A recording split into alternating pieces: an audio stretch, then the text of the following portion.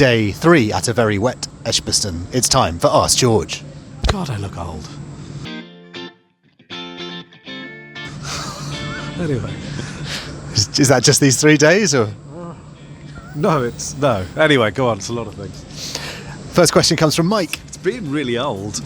That's what it is. Mike says, I'm aware the weather is out of people's control, but I've had a miserable day at the test, paid £120 each for 4 people, nowhere to go, nothing to do, just stand there and get drowned, no money back. Isn't there a way this can be better, or will it only change if people stop going? I think we've played 32-ish overs today, so there was no refunds for anybody. That's really bad luck, and I'm sorry. But I don't know what to say, really. It's really, really bad luck. Look, I was walking around the ground today, and I did think that it was pretty miserable when it rained. There were a lot of people huddled like penguins, trying to keep out of the wind and the cold, because it was torrential as well, wasn't it? It was really miserable.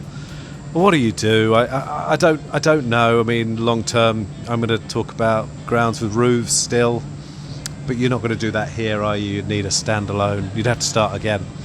So I'm sorry that you've had such a disappointing day. I don't know what to say otherwise. James, is that reasonable? What else can what else? What else could we suggest? Yeah. Well, unless you start going at saying 50, 60 overs to get some sort of money back. Well, that would seem reasonable as well. I mean, when I remember a day here, I reckon it was 1992, and I saw, I'm going to say, 3 balls, and you didn't get any money back at all because of that. I'm pretty sure. Pakistan v England, and there were also kind of riots. It was most unpleasant. And so we've got to the stage where you get more money back now, but, maybe 30 over cut-off, I think that's what it is, isn't it? Isn't enough. I mean, that's a completely fair point, so join a supporters association of your choice and put pressure on the authorities. The point you make at the end is the only thing that will change if we stop coming, absolutely. The only thing that will ever focus the attention is finance. I guess there's such vast open areas of Edgbaston as well, which is what you mentioned with walking around it. So there's not a lot of cover provided. If you look at it, there's absolutely no cover in the stands bar the hollies and some of the expensive seats. And then underneath there's such limited amount because they've got all of the great expanses out the back. So is that something that they could do something about? I mean, maybe. I think it's pretty much the same at every ground. I mean, there are some covered areas, but if you try and put 25,000 people under cover, yeah, it's rubbish. James Morgan asks, is it callous to point out that Moeen's callus injury was a tad predictable? No, I mean, it's honest. It's honest, and you've got to be honest. It's a conditioning injury up to a point. It's not exactly anyone's fault, but the fact is he hadn't had the overs required to build up a callus on his finger, to build up the hardness of his spinning finger, and I don't see how he's going to be able to bowl effectively in this game or the next test. It's a humdinger of a problem, and it's not like it wasn't mentioned at the time of selection. Lots of questions about Moeen today, so we've only got a couple of them, but there's another one here from Danny, who asks, if Moeen Ali isn't available for the next test, who replaces him? Well, I think it will be Will Jacks, but there are lots of entirely sensible other options, Liam Dawson possibly. Maybe as an illustration of the depth of the problem, I think the top available wicket taker who might be kind of English qualified is Mark Watt. I mean, whether he I think he could play in theory. I know he's obviously Scottish and he's got other fish to fry, but I think he, with 13 wickets, is the top available spinning option for the Championship this season. Although he's going to be, in theory, with Scotland and Zimbabwe, isn't he? Well, I mean, if you said, do you want to come and play Test cricket next week? I don't know what he would say. I don't know him. Does that highlight negative elements again about English spin situation? Well, we all know that the County Championship season is set up in a way that does nothing to develop the development of spinners. We know this. I believe there are young talented spinners out there, not least the Parkinson boys, and that with more opportunity they could be very good bowlers and absolutely England class.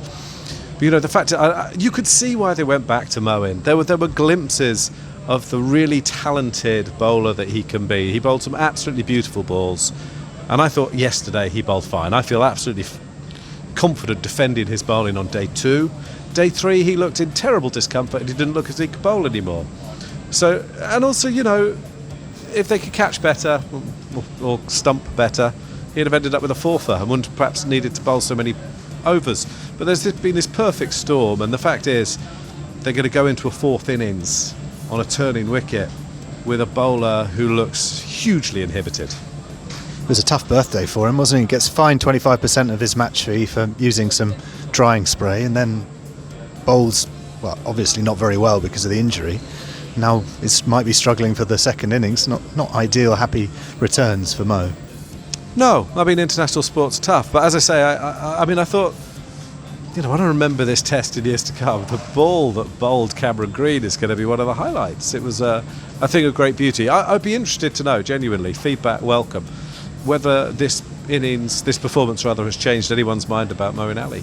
I suspect that those of you like me who were defending him before are defending him still, and those of you who thought it was a poor selection, I don't know, maybe not. There were legitimate caveats and concerns about the selection. I mean, the fact is, his finger has ripped open. We knew that it was a possible concern, and now it's happened, and I think they're in a bit of a mess. And it really does look quite ugly, some of the stills of it today. It looks really painful. Yeah. You wonder how can he get through a series, let alone... get through a test match, let alone through a series. Yeah, and it takes weeks and weeks, if not months, of bowling to get it calloused. I mean, it's a horrible blister. What do you do? We've all had blisters. What do? You can't just you're not allowed to put a plaster on it. He's got to leave it open. He's got to put it in, have some antiseptic on it, and put rub all sorts of stuff on it in the morning to try and toughen it. But it's too late. It will just open up again. You know, it's that old joke. You don't want to start from here. He's in a hell of a mess. On to other selection issues. An interesting question from Rhys Benjamin, who was talking about how England go about resorting their side if necessary, and he asks, could Stokes drop himself? Yes, of course. I mean, it's not a ridiculous thing to say, but I did ask him that question at the end of the Ireland test, and he said it was a typically ridiculous question. So there wasn't a lot of sign of that happening. Look, he's a brilliant batter, and he is an inspirational leader. You're seeing all sorts of things happen with the leadership. He's the natural captain of this side.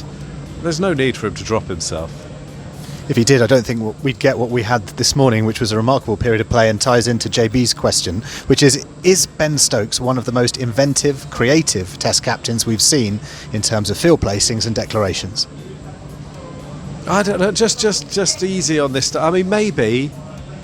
Recency bias, is it? Oh, unquestionably. And also the game is changing and more aggressive, but not all of the funky stuff's good, is it? Bringing Harry Brook on, I'm not sure about the first innings declaration. Let's remember he did declare in Wellington and they lost as well. Not everything funky's good, eh? Sometimes tough and attritional might be just the thing. He's brilliant, he's a breath of fresh air, he's definitely entertaining. There's really no need, I've enjoyed that a lot. Someone has just crouched behind the camera. Obviously it's facing this way. Anyway, I've lost my train of thought. Is it going to happen again? No, it didn't happen twice. You're right, he's a lot of fun, and things are still happening. But we've seen the fields today. You saw those sort of very defensive semicircle fields. You see those quite often in county cricket. I know that lots of people watching to disagree, but I've seen many wickets like this in county cricket, featherbed wickets. Honestly, when English wickets die, they die like anywhere in the world. They're as flat and slow as anything you could want to see or not want to see, and I think that's what we've seen here. We should talk a little bit about that passage of play that ultimately brought the wicket of Usman Khawaja, though, because it was fascinating. He was changing his field every 3 balls, different plans, different ploys, different plots, and ultimately it seemed like it got in Khawaja's head because he charged Robinson and got himself out effectively. So was that period of play something that you don't see from a lot of Test captains? So what you're doing here is you're comparing English cricket and Stokes to what English cricket have had before. And English cricket has had a series of very conservative captains. You'll never see more conservative captains actually than even Strauss, but certainly Cook and up to a point Root.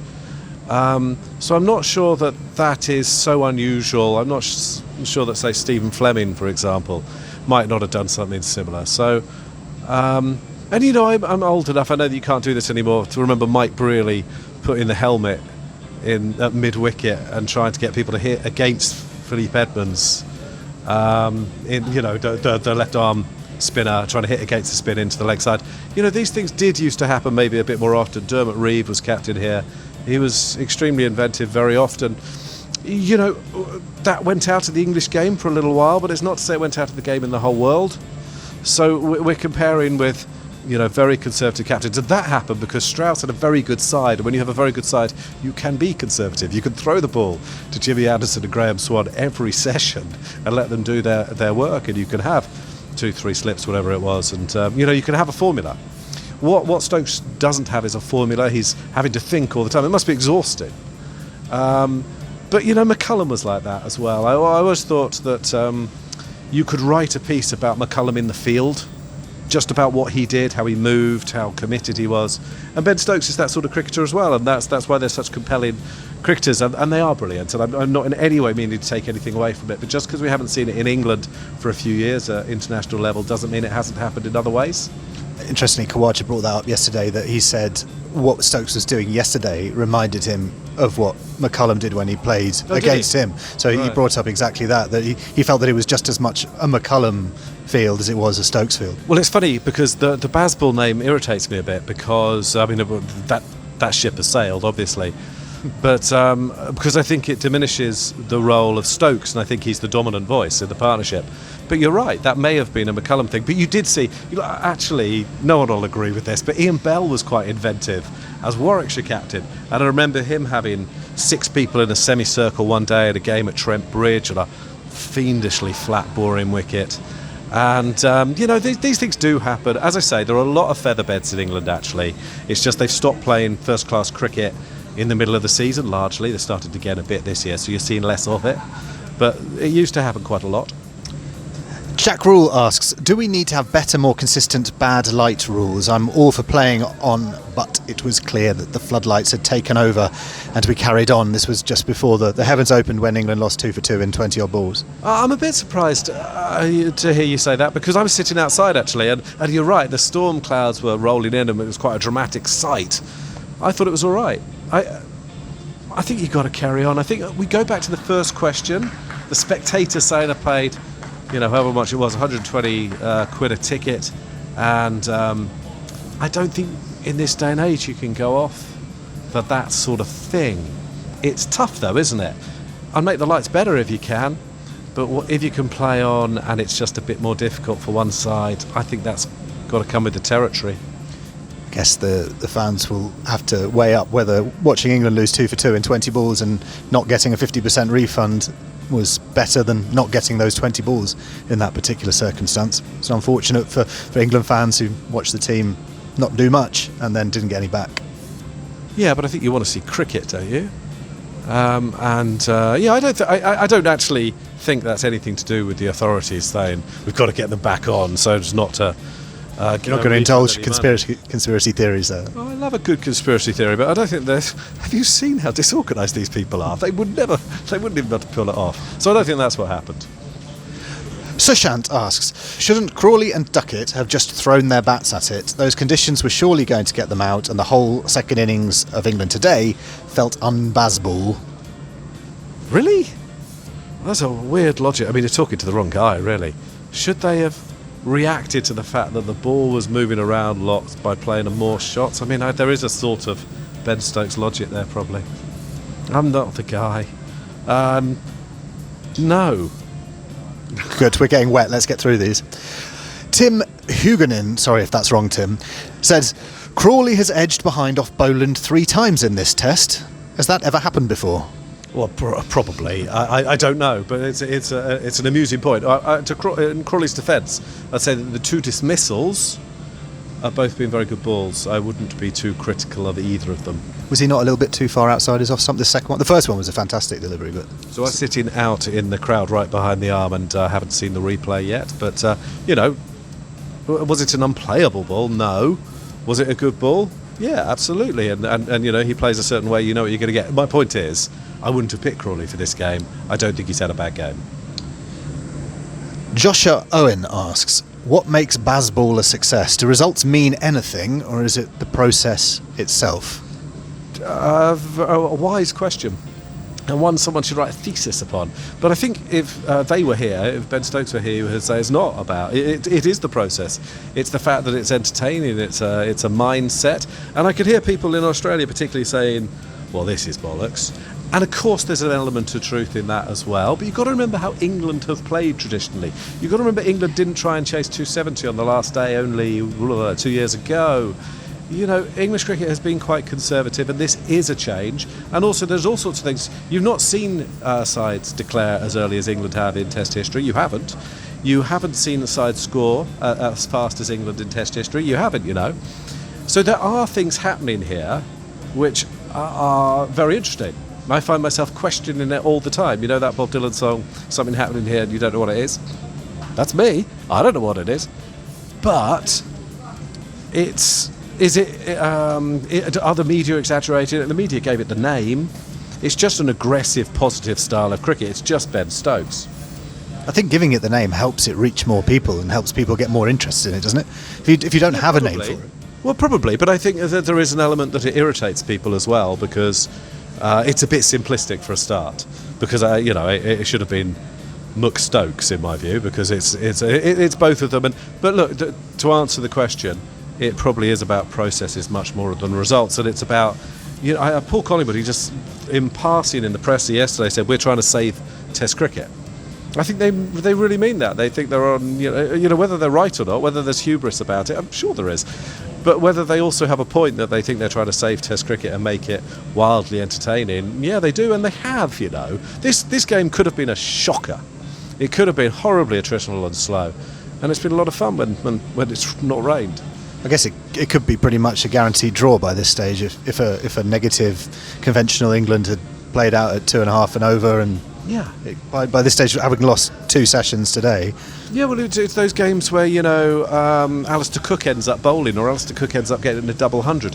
It could have been a real tough watch. Final question today, because it really is about to open again, I think. Travaskis asks, the funky declaration does not look so great now. Bazball has to be more than doing what the opposition least expects. Does Bazball need to evolve into smart Bazball? Is there enough Bazballs in that question for you? More than enough. I think that's a really, really sensible thing to do. Yeah, I absolutely agree. But we've all had the sort of coach in our maybe at boyhood level who shouted, go out there, get 10 and over, but don't get out. You can't have it both ways up to a point. How can you be carefree carefully, is what Ben Stokes would say. But I agree with you. And we saw this journey with Owen Morgan limited overs side, that at the start of 2015 England was sort of reckless in a wonderful way, carefree, brave, wonderful, but the wheels fell off about one every 10 or 12 games, and they'd be bowled out for 90 or something. And what actually happened in the end is they won the World Cup. What was it, 2-4-3 they were after? Yeah, something like that, wasn't it? It was a middling, old-fashioned score, the sort of score, ironically, that Jonathan Trott would have been the ideal person to chase.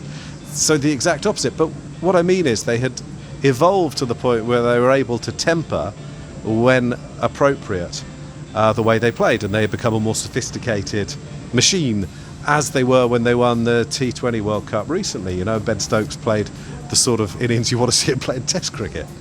So I agree with you, but you can understand how there is an inherent contradiction in what you're asking them to do, to be carefree carefully. That's just about it from us today, because my equipment is going to get very wet. You can read all of George's stuff and the rest of our coverage from Day 3 at Edgbaston on thecricketer.com. See you tomorrow.